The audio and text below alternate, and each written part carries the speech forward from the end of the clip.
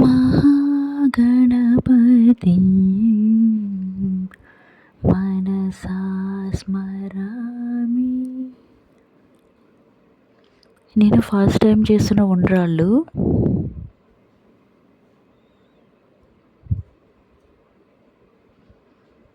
మా హస్బెండ్ నాకు కొబ్బరి కోరుతూ హెల్ప్ చేస్తున్నారు. నేను పాములు చేస్తున్నా, ఎలా చేస్తున్నానో చూడండి. పువ్వులు పెట్టుకున్నా జారిపోయాయి.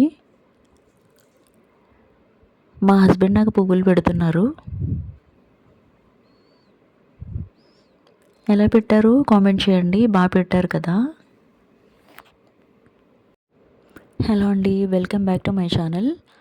అందరూ ఎలా ఉన్నారు? బాగున్నారండి? అందరూ బాగుండాలి అని కోరుకుంటున్నాను. దిస్ ఇస్ శాంతి కుంచనపల్లి. తొలి ఏకాదశి అంటేనే తెలుగువారి పండుగ. ప్రత్యేకంగా ఈరోజు చేసుకునే పిండి వంటలు ఉండ్రాళ్ళు, బెల్లం తాలికలు. ఉండ్రాళ్ళు, బెల్లం తాలికలు ఎలా చేసుకోవాలి, నేను ఎలా చేస్తున్నాను అనేది ఈ వీడియోలో మీకు చూపించబోతున్నాను. స్కిప్ చేయకుండా చూడండి, చాలా ఇంట్రెస్టింగ్గా ఉంటుంది. ముందుగా ఒక గిన్నె పెట్టి నీళ్ళు వేసి మరిగించుకోవాలి. ఉండ్రాళ్ళు బియ్యపిండితో చేసుకుంటారు.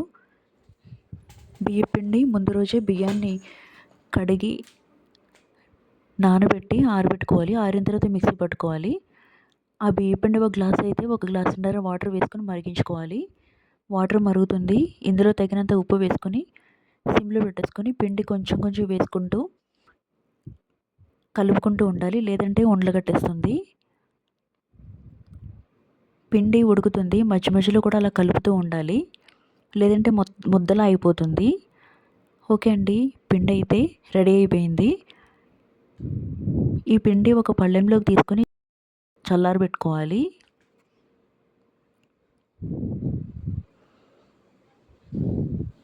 ఉండ్రాల్లోకి పచ్చిశనగపప్పు వేసుకుంటారు. ఈ శనగపప్పు ముందు రోజే నానబెట్టుకుని ఉంచుకోవాలి. అలాగే కొబ్బరికూర కూడా ఉండ్రాల్లో వేసుకుంటారు. కొబ్బరికూర వేసుకోవడం వల్ల ఉండ్రాలు టేస్ట్ బాగుంటుంది. ఈ పిండిలో శనగపప్పు, కొబ్బరి తురుము వేసి బాగా కలుపుకోవాలి. ఉండలు లేకుండా మెత్తగా కలుపుకొని ఈ విధంగా ఉండ్రాలు చేసుకోవాలి. ఉండ్రాళ్ళు కావాలంటే పెద్దగా చేసుకోవచ్చు, లేదంటే చిన్నగా కూడా చేసుకోవచ్చు. నేనైతే కొంచెం పెద్దగానే చేసుకుంటున్నాను.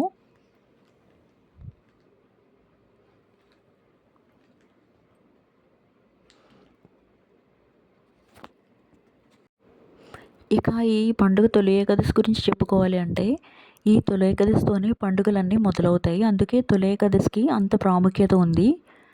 ఓకే అండి, ఉండ్రాలన్నీ ఈ విధంగా చేసుకొని ఇడ్లీ పాత్ర కానీ గిన్నెలో కానీ వేసుకొని ఉడికించుకోవాలి. ఇడ్లీ పాత్ర అయితే ఉండ్రాళ్ళు బాగా ఉడికితే బాగా వస్తాయి. ఇడ్లీ పాత్రలో కొంచెం వాటర్ వేసి ఫస్ట్ రేక్ వేసుకొని తయారు చేసుకున్న ఉండ్రాలన్నీ అందులో వేసి ఆవిరి మీద ఉడికించుకోవాలి. ఒక అరగంట ఉడికించుకుంటే సరిపోతుంది.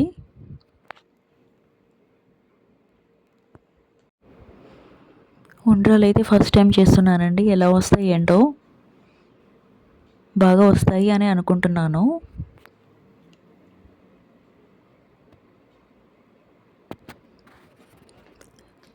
గుడికి వెళ్ళడానికి అయితే రెడీ అవుతున్నాను. పువ్వులు పెట్టుకున్నాను కానీ జారిపోయినాయి. అందుకే మా హస్బెండ్ వచ్చి పువ్వులు పెడుతున్నారు. ఎలా వచ్చాయండి? పువ్వులు బాగా వచ్చాయా? కామెంట్ చేయండి. బాగా పెట్టారు కదా. ఓకే అండి, ఉండ్రాళ్ళు అయితే రెడీ అయిపోయి చూడండి ఎంత చక్కగా వచ్చాయో. ఈ ఉండ్రాళ్ళు ఒక ప్లేట్లోకి తీసుకుని దేవునికి నైవేద్యంగా పెట్టాలి. ఇక బెల్లం తాలికలు చేసుకోవడానికి బెల్లం పాకం అయితే మరుగుతుంది. ఒక గిన్నెలో బెల్లం వేసి కొంచెం వాటర్ వేసి మరిగించుకోవాలి. పాకం అయితే మరిగిపోయింది. ఈ పాకాన్ని వడగట్టుకోవాలి. నలకలది ఏమైనా ఉంటే వచ్చేస్తాయి. ఇందులో యాలకులు దంచుకొని వేసుకోవాలి. అలాగే బెల్లం తాలికల్లో వేసుకోవడానికి కొబ్బరి కోరుతూ మా వారికి హెల్ప్ చేస్తున్నారు.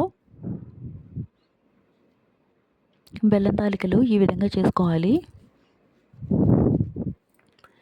ఉండ్రాలకి ఉడికించుకున్న పిండిలోనే కొంచెం పిండి తీసుకుని ఆ పిండి బాగా మెత్తగా చేసుకోవాలి. మెత్తగా మెదుపుకున్న తర్వాత కొంచెం కొంచెం పిండి తీసుకుంటూ ఇలా బెల్లం తాలికలు చేసుకోవాలి. బెల్లం తాలికలన్నీ ఇలా చేసుకున్న తర్వాత ఈ పాకంలో కొంచెం కొంచెం వేసుకుంటూ మెల్లగా కలుపుకోవాలి. ఎక్కువ కలపకూడదండి, కలిపితే విరిగిపోతాయి.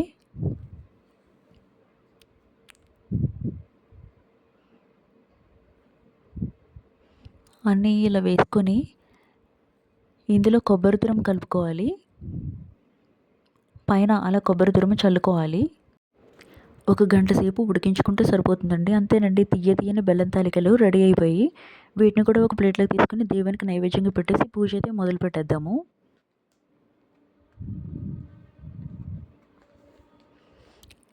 ఇదేనండి మా పూజా మందిరం. ఎలా ఉంది? బాగుంది కదండి.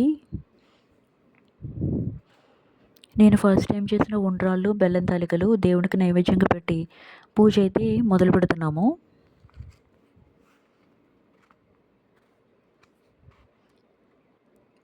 ముందుగా గణపతి పూజ. మహాగణపతి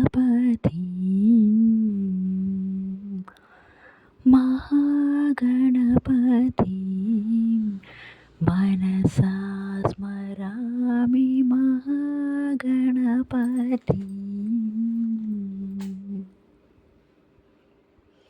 ఓకే అండి, మా పూజ అయితే కంప్లీట్ అయ్యింది.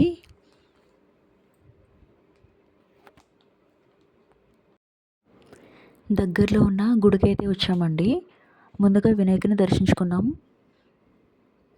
లోపలికి వెళ్ళగానే అమ్మవారిని దర్శించుకున్న తర్వాత ఒకవైపు ఆంజనేయ స్వామిని కూడా దర్శించుకున్న తర్వాత ఇంకొక వైపు బాబాగారిని కూడా దర్శించుకున్న తర్వాత ఇంకొక వైపు నందీశ్వరుడు శివయ్యను కూడా దర్శించుకున్న తర్వాత పంతులు గారు గోత్రనామాలు చదివి ఆశీర్వదించి తీర్థప్రసాదాలు ఇచ్చారు. అక్కడే కాసేపు కూర్చొని ప్రసాదం తిన్నాము. ఇక్కడ ఏంటంటే ఒక గుడికి వస్తే చాలు అన్ని దేవుల్ని దర్శించుకోవచ్చు.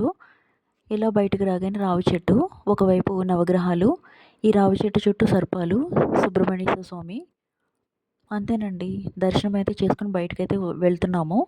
ఇదేనండి మా తొలి ఏకాదశి పూజ. మీరు ఎలా చేసుకున్నారో కామెంట్ చేయండి. నా వీడియో మీకు నచ్చినట్లయితే లైక్ చేసి కామెంట్ చేసి సబ్స్క్రైబ్ చేసుకోండి.